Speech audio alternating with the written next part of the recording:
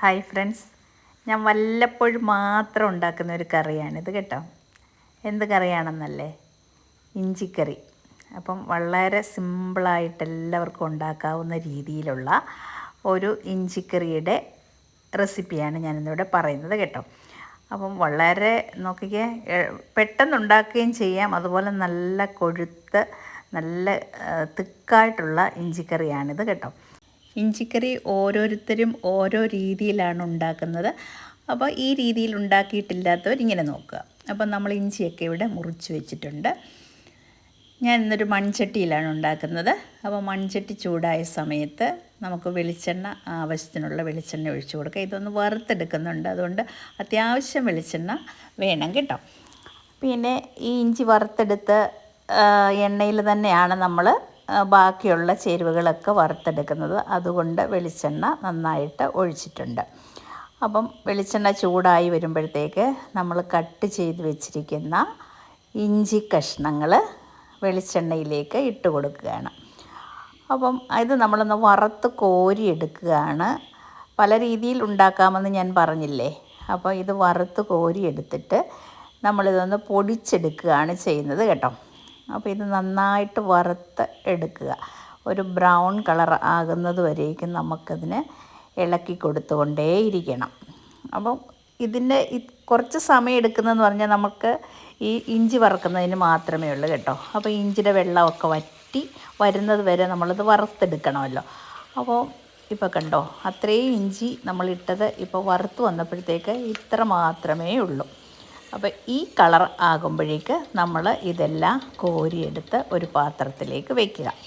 എന്നിട്ട് നമ്മൾ ആ വെളിച്ചെണ്ണയിൽ തന്നെ കുറച്ച് ചെറിയ ഉള്ളി എടുത്തിട്ട് അതും നമുക്ക് വറുത്തെടുക്കാം. അത് നല്ല രീതിയിൽ ബ്രൗൺ കളറാകുന്നത് വരെ നമുക്ക് വറുത്തെടുക്കണം. ഞാൻ പണ്ടൊക്കെ വിചാരിച്ചിട്ടുണ്ട് എനിക്ക് ഇഞ്ചിക്കറി ഒന്നും വെക്കാൻ പറ്റില്ല. കാരണം അമ്മയുള്ള സമയത്ത് അമ്മയാണ് ഇഞ്ചിക്കറി വെക്കുന്നത് എപ്പോഴും. അന്നൊക്കെ അമ്മ ഇഞ്ചി ചതച്ച് പിഴിഞ്ഞ് അതിൻ്റെ നീരൊക്കെ എടുത്ത് മാറ്റി വെച്ചിട്ട് ഇഞ്ചിയുടെ കഷ്ണങ്ങളൊക്കെ ഇങ്ങനെ വറുത്ത് പിന്നെ അത് പൊടിച്ചൊക്കെ ഉണ്ടാക്കുമ്പോൾ ഞാൻ വിചാരിച്ചിട്ടുണ്ട് എന്തൊരു പാടാണിത് ദൈവമേ, ഇത് നമ്മൾ ഒരിക്കലും പഠിക്കില്ല എന്നൊക്കെ വിചാരിച്ചിട്ടുള്ള ഒരു കാലമായിരുന്നു. അപ്പോൾ നമ്മൾ ഇഞ്ചി വറുത്ത് വെച്ചത് നമുക്കൊന്ന് പൊടിച്ചെടുക്കണം. ആദ്യം ഒന്ന് പൊടിച്ചെടുക്കുക. എന്നിട്ട് നമ്മുടെ ചെറിയ ഉള്ളി നന്നായിട്ട് ഇതേപോലെ ബ്രൗൺ കളർ ആകുന്നത് വരത്തേക്ക് നമ്മൾ വറുത്ത് അതും കോരി ഒരു പാത്രത്തിലേക്ക് മാറ്റി വയ്ക്കുന്നു. അപ്പോൾ നമ്മൾ ഇഞ്ചി ഇവിടെ പൊടിച്ച് വെച്ചിട്ടുണ്ട്. അതിന് ശേഷം ഇതിലേക്ക് തണുത്തതിന് ശേഷം നമ്മളുടെ ചെറിയ ഉള്ളിയും കൂടെ അതിലിട്ട് ഒന്നും കൂടെ നമ്മൾ അരച്ചെടുക്കുന്നുണ്ട് കേട്ടോ. അപ്പോൾ അതെല്ലാം നമ്മൾ അരച്ച് ഇവിടെ എടുത്തിട്ടുണ്ട്. നമ്മൾ ആദ്യം വറുത്തെടുത്ത വെളിച്ചെണ്ണയിൽ ഞാൻ കുറച്ച് വെളിച്ചെണ്ണയും കൂടെ ഒഴിച്ച് കൊടുക്കുന്നുണ്ട്. അതിലേക്ക് കുറച്ച് കടുക് ഇട്ട് കൊടുക്കുന്നു. ഇനി നമ്മൾ കടുക് പൊട്ടിയതിന് ശേഷം ബാക്കിയുള്ള പച്ചമുളക്, കറിവേപ്പില, ചെറിയ ഉള്ളി കുറച്ചിട്ടാൽ മതി ഇനിയും കേട്ടോ. പിന്നെ ഉണക്കമുളക്, ഇതെല്ലാം ഒന്ന് നന്നായിട്ട് മൂത്ത് വരുന്ന സമയത്ത് നമ്മുടെ പൊടികളിട്ട് കൊടുക്കണം. പൊടികളിട്ട് കൊടുക്കുന്നതിന് മുമ്പായിട്ട് ശ്രദ്ധിക്കേണ്ട ഒരു കാര്യം എന്ന് പറഞ്ഞാൽ സ്റ്റൗ ഓഫ് ചെയ്യണം. ഇപ്പം മഞ്ഞൾപ്പൊടി ഇട്ട് കൊടുത്തു, കായപ്പൊടി ഇട്ട് കൊടുത്തു. അതിനുശേഷം കുറച്ച് ഉലുവപ്പൊടിയൊക്കെ നന്നായിട്ട് ഇട്ട് കൊടുക്കണം കേട്ടോ. അപ്പോൾ നല്ലൊരു കൊഴുപ്പൊക്കെ കിട്ടും, നല്ല ടേസ്റ്റും കിട്ടും. ഇനി നമ്മൾ ഇവിടെ കുറച്ച് മുളക് പൊടി, എരിയുള്ള മുളക് പൊടി ആണ്. അതിൻ്റെ കൂടെ കുറച്ച് മല്ലിപ്പൊടിയും കൂടെ ഇട്ട് കൊടുത്തിട്ടുണ്ട്. എരിവിനനുസരിച്ച് നമ്മൾ മുളക് പൊടിയൊക്കെ ഇട്ട് കൊടുക്കാം, പച്ചമുളകും ഒക്കെ കേട്ടോ. അപ്പോൾ ഇത് നന്നായിട്ടെല്ലാം കൂടെ ഒന്ന് കൂട്ടി യോജിപ്പിച്ച് നന്നായിട്ട് ഇളക്കിയെടുത്ത് അതിൻ്റെ പച്ചമണം എല്ലാം മാറിയിട്ടുണ്ട്, മുളക് പൊടിയുടെയും മല്ലിപ്പൊടിയുടേതും ഒക്കെ. അപ്പോൾ അത് മൂത്തിങ്ങനെ വരുന്ന സമയത്ത് പുളി പിഴിഞ്ഞ് വെള്ളം എടുത്തിവിടെ വെച്ചിട്ടുണ്ടായിരുന്നു. അത് നമ്മൾ ഇതിലേക്ക് ഒഴിച്ചു കൊടുത്തതിന് ശേഷം വീണ്ടും തീ കത്തിച്ചിട്ട് ആവശ്യത്തിന് ഉപ്പുമൊക്കെ ചേർത്ത് ഇത് നന്നായിട്ട് ഇളക്കാം. അപ്പം എത്ര വെള്ളം വേണോ അതിനനുസരിച്ച് നമുക്ക് വെള്ളം ഒഴിച്ചു കൊടുക്കാം കേട്ടോ. അപ്പം നമ്മൾ ആവശ്യാനുസരണം വെള്ളം ഒഴിക്കുമ്പം വിചാരിക്കും ഇത് വല്ലാതെ ലൂസായിട്ടാണോ ഇരിക്കുന്നത്, പക്ഷേ അല്ല. ഇനിയാണ് നമ്മൾ അതിൻ്റെ മെയിൻ ഇൻഗ്രീഡിയൻസ് ചേർക്കാൻ പോകുന്നത്. ഇനി നമുക്ക് ചക്കര പൊടിച്ചത് ഇട്ട് കൊടുക്കാം കേട്ടോ. കാരണം ഇഞ്ചിക്കറിക്ക് ചക്കര ചേർക്കുന്നത് വളരെ സ്വാദായിരിക്കും.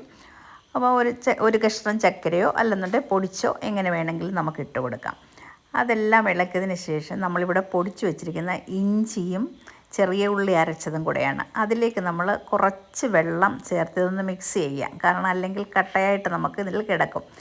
അപ്പോൾ നമ്മൾ ആ ഒരു കൂട്ടും കൂടെ ഇതിലേക്ക് ചേർക്കുകയാണ്. ഉള്ളി അരച്ചതും ഇഞ്ചി പൊടിച്ചതും കൂടെ നന്നായിട്ട് നമ്മളൊന്നും കൂടെ അരച്ച് ഇത്തിരി വെള്ളം കൂടെ ചേർത്ത്, ശ്രദ്ധിക്കേണ്ട കാര്യം നമ്മൾ ചൂടുവെള്ളമാണ് ചേർക്കേണ്ടത്, അല്ലെങ്കിൽ നമ്മൾ തിളപ്പിച്ചാറിച്ച വെള്ളമാണ് ചേർക്കേണ്ടത് കേട്ടോ.